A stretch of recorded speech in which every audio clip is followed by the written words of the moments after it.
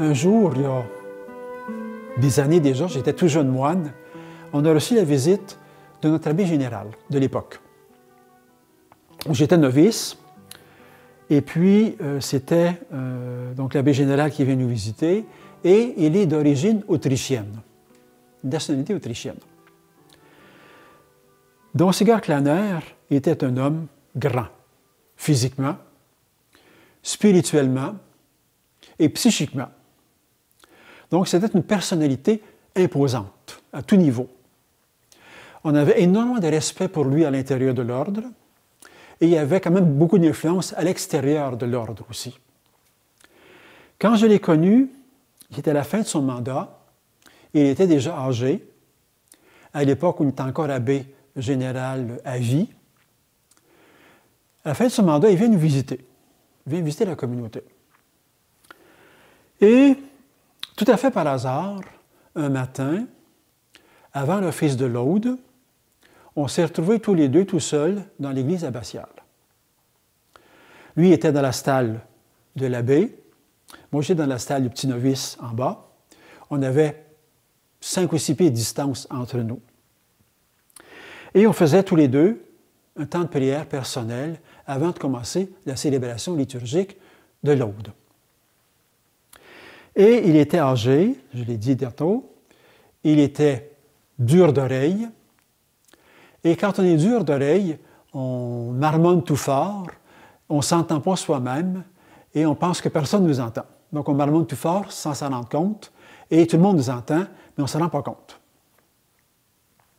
Donc il était en prière et puis je l'entendais très, très, très distinctement qui disait « Ah, Jésus, ich liebe dich. Ah, Jésus, ich liebe dich. » Ich liebe dich, en allemand, ça veut dire « je t'aime ». J'ai été estomaqué. L'abbé général, Don Sigurd Klanner, abbé général du Très Saint Ordre de Cîteaux, personnalité imposante, qui marmonne une petite prière toute simple, comme un amoureux, un adolescent en chaleur, en fait. J'ai beaucoup appris cette journée-là. J'ai appris 2 choses. La première, c'est que la prière, avec le temps, se simplifie.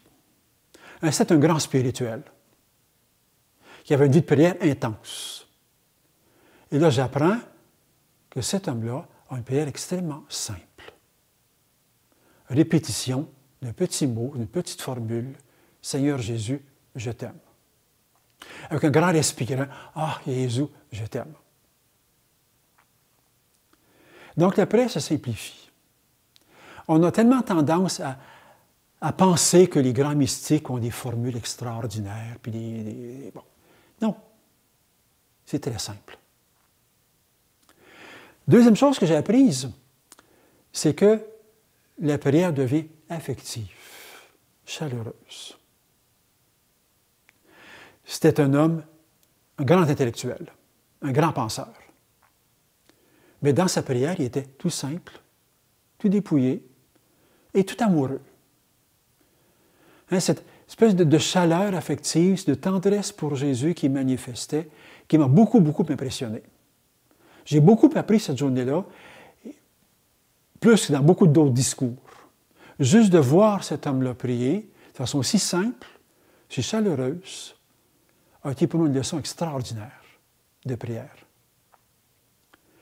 Donc, on est tous invités, à sa suite, à son exemple, à simplifier les choses, à dépouiller notre prière, à la résumer dans une toute petite formule amoureuse. « Seigneur Jésus, je t'aime.